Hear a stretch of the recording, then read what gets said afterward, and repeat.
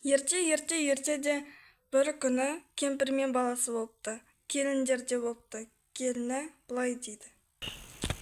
Жан, екеуміз вечеринкаға барып қайтайық. Достарым шақырып жатыр еді. Сен де бара салшы. Я, Жан, барсақ барайық. Сен айтқаның болады ғой. Я, барамыз. Ей, келіншек, мен де барайыншы. Вечеринкаға. Билеп қайтайын. Плюс. Әже, сіз биле алмайтын шығасыз. Ояқта беліңіз ауыратын шығар. Ояқта жастар бейт 26-27-ге. Вай, билейді. Көрдіңіз бе? Ояқта беліңіз ауыратын шығар. Вечеринкаға бармай-ақ қойыңыз.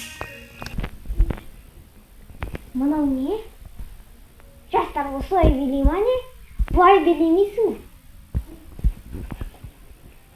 Осылай билеу керек. Түсіндің бе? Мә, Жан, мынау анаң бармай-ақ қойсыншы. Я, бармайды анаң. Я, бармайды болды.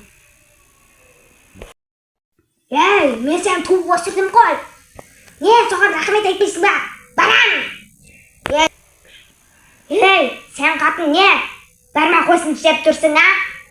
Қазір көресің сен қатын. Сен қатын көресің қазір. Апа, қойыңызшы. Әкел менің оқтауымда. Апа, сіз не істейін деп жатсыз? Сен қатын көресің. Апа, қойыңыз. Шашымай, мен сен үлкенмін ғой.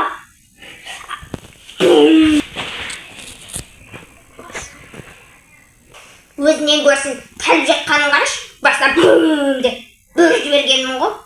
Жақсы болды. Басына бір қолды. Ұрайын ба басыңнан, а?